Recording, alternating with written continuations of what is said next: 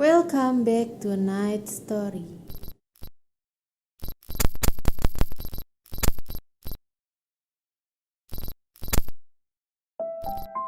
Masih bersama Wichan di sini.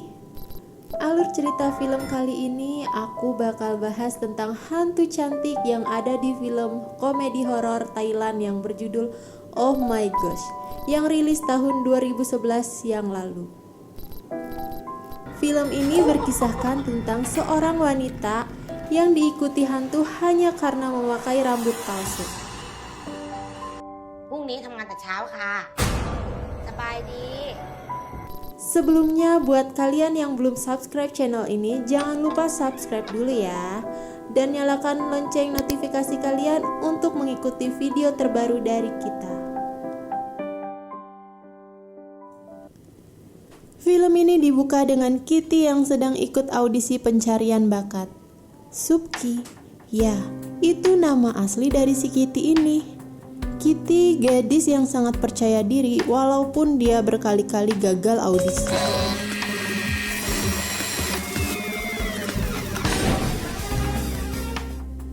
Kitty yang berprofesi sebagai SPG ini memang selalu bersemangat ketika bekerja bersama 3 temannya.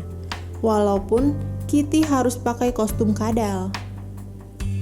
Di tempat kerjanya, Kitty yang selalu dianggap remeh oleh rekan kerjanya, geng Hani.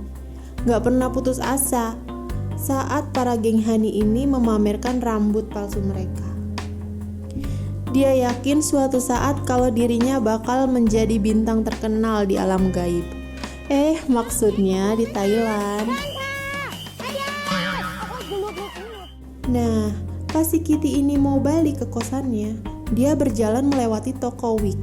Dan seketika ada satu rambut palsu yang menarik perhatiannya. Sampai-sampai si Kitty ini seolah berhayal kalau si manekinnya tersebut mengedipkan mata padanya. Sontak si Kitty ini langsung masuk ke toko tersebut. Niatnya si Kitty yang mau merombak wig miliknya malah disuruh beli wig baru aja. Karena wig miliknya itu udah buluk banget dan udah gak bisa diperbaiki. Nah, si Kitty langsung nanyain wig yang ditaksirnya tadi. Tapi ternyata harganya kemahalan dong. Ditawar gak sampai separuh harga tuh sama si Kitty, tapi malah disuruh beli wig yang lain. Untung si Kitty akal bulusnya banyak. Jadi pura-pura aja ngaku kalau dia tuh dulu tetangga kampungnya si Babang. Akhirnya si Babang ini kena tipu juga. Pas balik dari toko tadi, si Kitty nggak sengaja ketemu si Wan. Di sini nggak tahu deh siapa yang mulai duluan. Mereka malah saling memamerkan rambut palsu masing-masing. Dan gak lama datanglah cowoknya si Wan. Yang anehnya malah muji kalau si Kitty ini cantik. Nggak tahu tuh mata kelilipan apa. Dia sampai-sampai nawarin mau nganterin si Kitty pulang. Saat melewati jalan sepi dan gelap, Kitty bertemu dengan seorang cowok yang tiba-tiba tersenyum ke arah belakang Kitty. Dan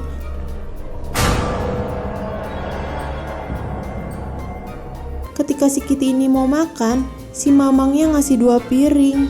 Ya si Kitty heran dong, kok bisa-bisanya dia dihitung 2?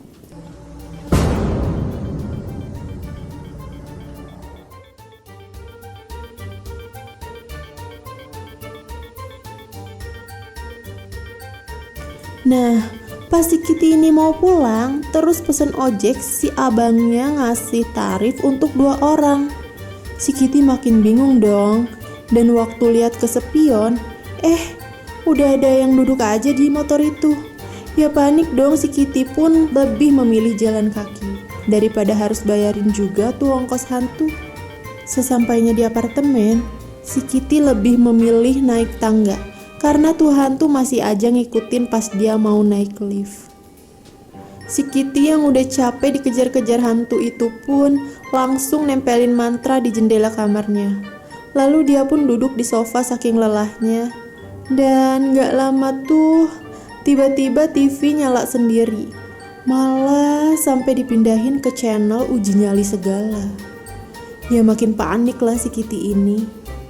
Namun ternyata ada remote-nya yang kedudukan di sofa. Yaelah.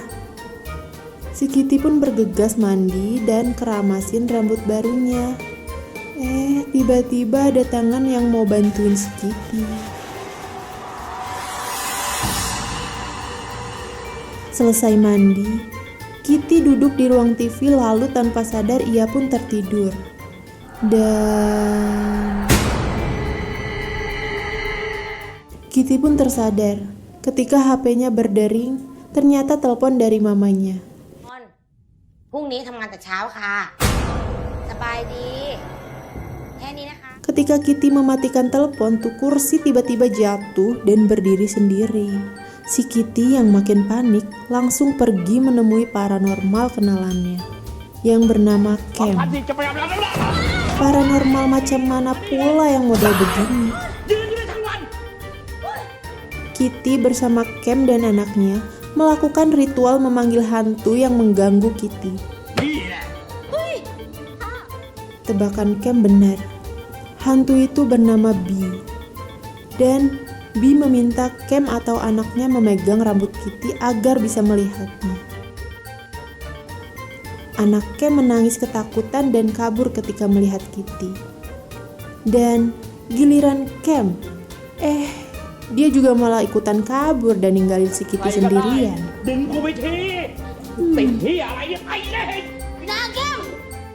Kitty pun menyadari jika hantu itu mengikutinya karena rambut yang Kitty pakai ternyata rambutnya Bee.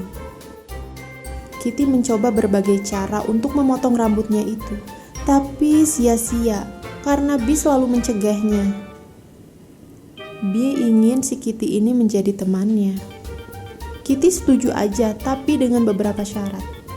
Pertama, Kitty minta si Bee nggak muncul tiba-tiba, dan mukanya nggak boleh pucat ketika dia muncul.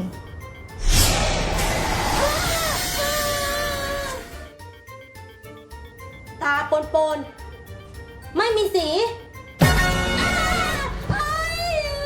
Dan si Bee harus bersikap seperti manusia normal. Bee pun menyetujuinya. Keesokan harinya, Kitty diajak ke rumah pacar Bee yang bernama Con. Kitty pun disuruh buat manjat pagar agar bisa masuk ke rumah itu dan bukain gerbangnya dari luar buat si Bee juga bisa masuk. Tapi pas sudah dibukain, si Kitty nyadar kalau si Bee kan hantu. Kenapa nggak terbang aja? Si Bee malah bilang lupa.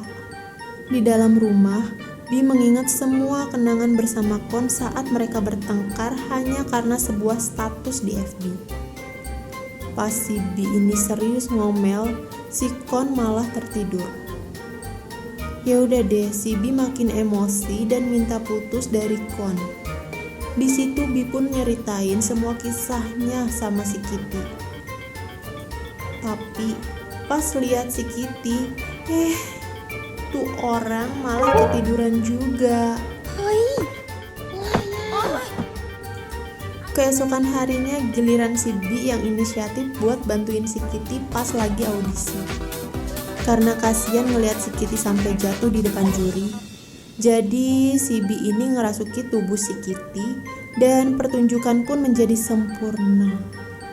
Hingga para juri sepakat meloloskan si Kitty untuk pertama kalinya. Keesokan harinya Kitty datang lagi ke rumah Con, dan akhirnya Con ada di rumah dan menghampiri Kitty. Kitty meminta agar Con memegang rambutnya agar bisa melihat arwah Bee. Tapi Con gak percaya dan mengabaikan si Kitty. Malam harinya tampak Con sedang memperbaiki mobilnya yang tiba-tiba mogok di jalan. Dan si Kitty pun muncul kembali buat nawarin bantuan. Nih makhluk kok selalu nongol dimanapun ya, pikir Con. Kitty pun menyuruh Con buat menstarter mobilnya saja. Biar urusan servis serahkan sama si Kitty ini. Si Con pun nurut. Bener aja tuh mobil Con pun kembali menyala. Pas mau bilang makasih, ternyata si Kitty udah bareng mekanik yang entah kapan datangnya. Kali ini si Kitty pakai trik pura-pura kesurupan arwah si Bi biar Kon percaya. Dipeluk deh tuh si Kon, dan si Bi kesel dong liatnya. Langsung deh kuping si Kitty dijewer. Nah, si Kon tiba-tiba keinget kalau si Bi emang seneng banget ngejewer kuping. Tapi tetep Kon masih gak percaya dong kalau Bi meninggal. Makanya Kon ngajak si Kitty ke rumah sakit buat ngeliat kalau sebenarnya si Bi masih hidup. Dan emang benar, ternyata Bi masih terbaring dan koma di rumah sakit. Nah, habis itu si Kitty pun maksa si Bi buat masuk lagi ke tubuhnya, sambil didorong deh tuh arwahnya si Bi. Kon yang ngelihat si Kitty ini seolah bikin rusuh sendiri, ya jadi emosi dan diusirlah si Kitty jadinya. Si Kitty lalu disuruh buat nemuin orang yang namanya Yan sama si Kitty. Katanya orang yang namanya Yan ini punya kekuatan psikis. Dan pas mereka berdua nyamperin ke TKP, ternyata ini orang profesinya perias mayat. Awalnya si Kitty ragu pas lihat wujud si Yan ini. Ya kali wujud begini bisa nolongin mereka. Kalau nambah masalah mungkin iya. Mereka pun menjelaskan tujuan datang ke tempatnya buat minta bantuan agar arwah Bi kembali ke tubuhnya. Yan lalu menyuruh si Kitty ini buat naruh tubuh si Bi ke tempat dia kecelakaan dulu. Nah, tapi si Kitty bingung gimana caranya. Namun akhirnya Yan punya ide buat nyulik tubuh si Bi dan bantu mereka, tapi dengan imbalan, yaitu jimat susuk miliknya si Kitty. Kemudian mereka pun mulai beraksi dengan menyamar jadi pasien dan suster. Saat akan menaiki lift, si Kitty terhenti dengan bertemu dokter dan nenek-nenek tua yang minta ditemani ke toilet buat ngambil sampel urin. Kitty pun mengantarnya. Dan saat Kitty kembali, ia kaget karena si Yan ini dibawa si dokter tadi buat operasi implan payudara. Dan misi mereka pun gagal. Keesokan harinya Bi pun menyerah dan bilang kalau ia tidak ingin kembali ke tubuhnya dan memilih tinggal bersama dengan Kitty. Dia tak yakin jika Kon pacarnya masih mencintainya. Namun, Kitty tetap meyakinkan Bi untuk terus bersemangat dan mereka akan mencari cara agar Bi bisa hidup kembali. Kitty bilang jika sudah jadi tugas seorang teman untuk membantunya dengan ikhlas. Dan mereka pun kembali ke rumah sakit untuk melihat tubuh Bi. Di sini mereka melihat ternyata Kon masih sangat setia mengurusi tubuh Bi sendirian. Dia tampak sedang memotong kuku Bi dan bilang jika menyesal karena tidak memiliki banyak waktu untuk memperhatikan Bi dan membuat Bi marah sebelum kecelakaan itu terjadi. Melihat itu, Bi pun sedih.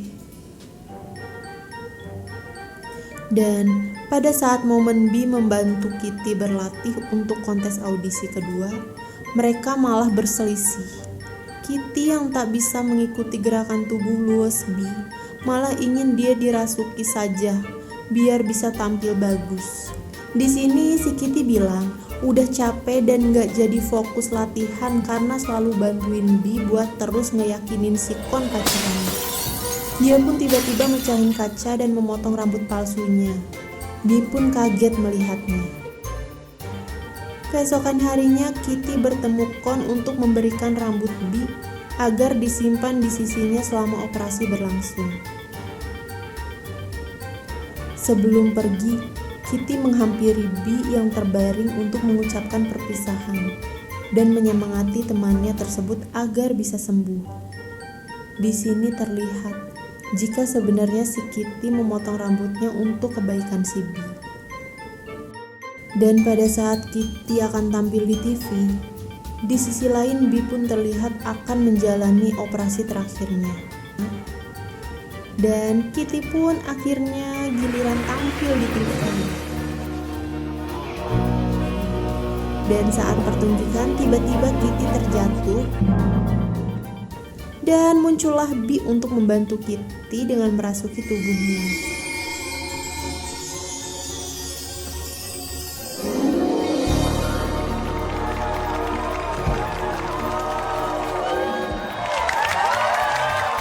Setelah audisi selesai, Kitty langsung menemui Bee dan menanyakan kenapa dia di sini.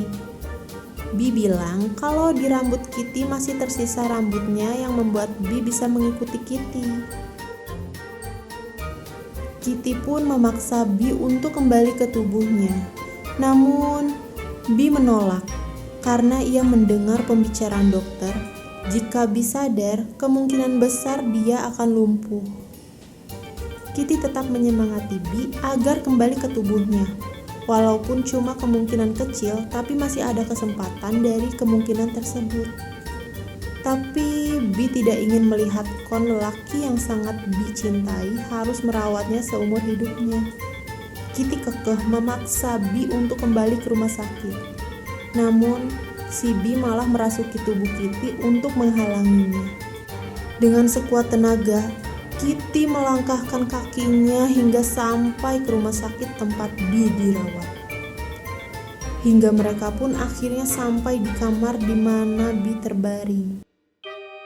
Kon yang melihat Kitty bakal bikin rusuh lagi, mencoba mengusirnya hingga mereka berdua terjatuh dan posisi mereka sampai berciuman. Kitty pun mengatakan kalau roh Bee sudah berpindah ke tubuh Kon melalui mulutnya dan meminta Kon untuk mencium Bee. Kon pun langsung mencium Bee dan roh Bee pun kembali ke tubuhnya, membuat Kon menangis bahagia. 2 bulan berselang, Bee yang sudah berangsur pulih tampak sedang melakukan terapi. Muncullah Kitty datang menjenguk dan mencoba menyapanya. Tapi Bee malah tidak mengenali Kitty sekarang. Kitty yang merasa sangat kehilangan dan merindukan sosok Bee yang selalu di sampingnya itu, kini terlihat sendirian. Kitty pun melihat kabar jika Bee dan Kon akhirnya menikah. Dan kemudian Bee yang sedang melihat video pertunjukan Kitty di YouTube, jadi mengingatnya kembali tentang mereka berdua. Bee pun segera menelpon Kitty dan bilang ingin bertemu dengannya. Persahabatan mereka berdua pun berlanjut selamanya dan cerita ini pun tamat.